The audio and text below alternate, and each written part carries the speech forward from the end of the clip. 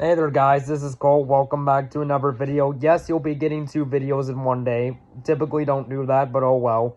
Today's horror movie I'm going to review is the 1941 classic black and white Universal monster movie, The Wolfman, which I own on DVD. Now, I do like this movie, but it had been a while since I watched it, so I figured, okay, might as well rewatch it because it's October season, and I know this video is not in black and white at the moment when I'm recording, but I can add a black and white filter, so this whole review, when it uploads, will be in black and white to pay homage to the movie. But anyways, what's the plot of The Wolfman for those who haven't heard of it? Well, the plot of the movie is as follows. Larry Tabbitt, played by Lon Chaney Jr., returns... Larry Tabbitt, played by Lon Chaney Jr., returns to his father's castle in Wales and meets a beautiful woman named Gwen. One fateful night, Talbot escorts her to a local carnival where Jenny's fate is revealed by a mysterious gypsy fortune teller. The dreamlike atmospheres and elaborate setting combined with a chilling musical score make The Wolfman a masterpiece, not only of the genre, but of all time, according to this review, which I agree. Now, when the movie was released on December 9th, 1941, it received positive reviews from critics and audiences and was a success, making $1 million worldwide on a $180,000 budget. Now, I know that doesn't seem like anything in today's money, but for the 1940s, that was a lot of money, and I do rather like this movie. So, yeah, the movie starts off where we're introduced to our main character, Larry Tabbitt, who is played by, once again, Lon Chaney Jr., who I thought was really good in the movie. And early on in the movie, he meets a girl by the name of a girl by the name of Gwen, who is played by Evelyn Ankers.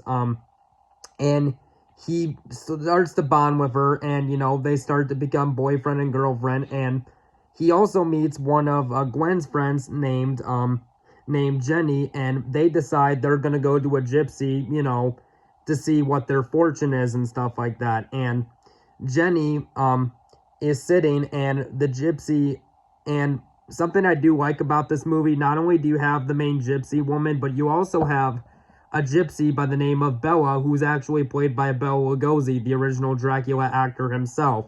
So it's cool they got him to come back for this movie only as a different character, which typically movies don't do that often, but it was nice to see that. And I like the part when Jenny is I like the part when I meant to say Gwen. I like the part when Gwen is basically getting her gypsy told by the fortune teller, the man one named Bela, who tells her, go home and come back tomorrow. Like, you get the sense in his eyes that he knows something is off, but he doesn't want to tell them.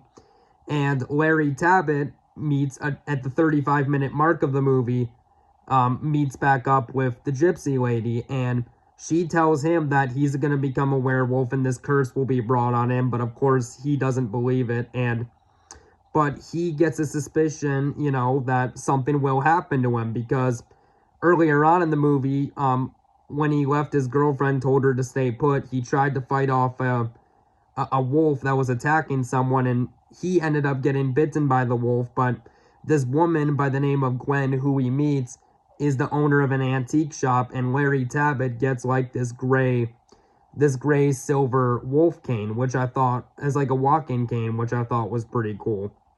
And then it does take a little bit, because again, you have to keep in mind this movie came out in the 40s, so the technology was limited at the time, but you don't see the full Wolfman transformation until about 42 minutes into the movie. But I think it works with this movie because all the other characters are interesting and the build-up works. And I do like the part when Larry Tabbitt is... Anyways, I do like the whole part where Larry Tabbitt is at the carnival playing games with Jenny and Gwen, and Larry's father is there, Sir John Talbot, who's actually played by Claude Rains in this movie, the actor who played Jack Griffin, the original Invisible Man. But I like the part when they're playing carnival games, and Larry Tabbitt, he sees a wolf, when they're playing, a fake shooting game, but, he doesn't want to shoot the wolf, and then his dad shoots it for him. I thought that was a nice little moment. And then about 42 minutes into the movie, when Larry Tabbitt is fully transformed, you know, he starts attacking villagers and stuff like that. And, you know, he fully transforms into the Wolfman, which you see as this monster on the cover and on the back here. And I do think for a movie in the 1940s, it does have a good atmosphere to it. And I thought that the direction by George Wagner was really good in the movie. And later on in the movie, you know, the main character, Larry Tabbitt, who is the Wolfman, when he's no longer the Wolfman, is back in human form, meets back up with his girlfriend, Gwen, and he tells Gwen to stay away from her, and he even gave Gwen, like, a silver necklace as protection against him, which I thought that was a rather interesting idea. And then you know, near the end of the movie, Sir John Talbot, which happens to be Larry Tabbitt's dad, he comes across the gypsy, and he's like, "You're the gypsy that's been feeding him this werewolf nonsense," and stuff like that. But near the end of the movie, everyone, you know, the werewolf is shot dead and then transforms back to human, and Sir John Talbot sees that it was, in fact, his son, and, you know, he's devastated at this, but understands why it had to be done, and even his, and Larry Tabbitt's girlfriend, Gwen, played by Evelyn Ankers, you know, she's sad too, and, like, you definitely buy the actor's emotions, and this girl you see on the back cover here is Evelyn, his love interest of the movie. So, yeah.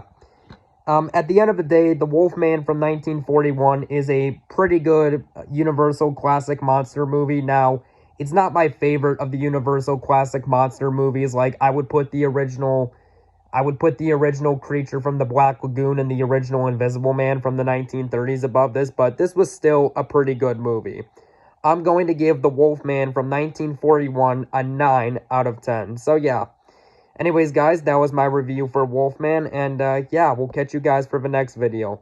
I gotta end this recording now because I'm busy today, but, we'll talk to you guys real soon. Later.